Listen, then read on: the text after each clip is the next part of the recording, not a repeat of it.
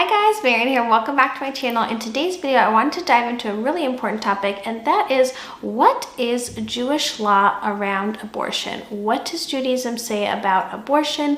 Is it allowed? Is it not allowed?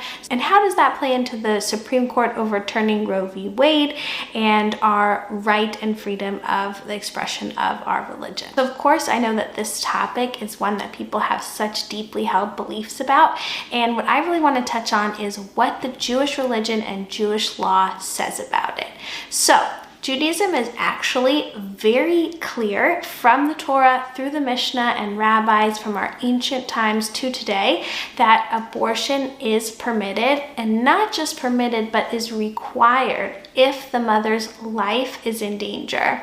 So in the Torah, there's a few examples of how women who are pregnant are treated if somebody causes them to lose their pregnancy. So for example, there's a specific passage about how if someone hurts a woman who's pregnant and she loses that pregnancy, their punishment for the crime is one of a material one, as if they had stolen something from her rather than committed murder. So that's the first very clear example that within Jewish law, life does not begin at conception. And then throughout the Mishnah and other rabbis' writings, that is how Jewish law is established throughout the years and ages and even through today. The rabbis have continued to emphasize this point that life actually begins in Jewish law when the baby is halfway out, which is a pretty far difference from how Christianity treats the same topic. And while Judaism maintains that pregnancies hold the potential for life and therefore are very special and hold a sacred place for us,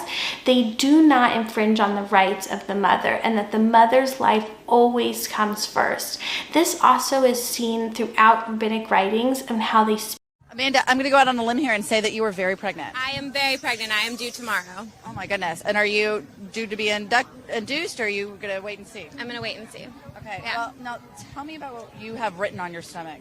Sure. So this is a part of me right now. I'm Jewish, and according to Jewish law and tradition, life begins with the first breath and at birth, and that if anything were to happen up until then, that it is part of me and it is my decision. It's part of my body. It's like a limb. I mean, it is a significant part of me, but it's my decision. Okay, so I see you have written here. Can you read it to me? Yeah, it says not yet a human. And why did you write that?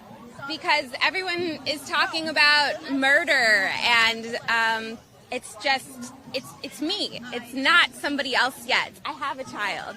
This is a person. This is a person with will. This is a person who has decision-making power, and this is me. What do you think of today's decision?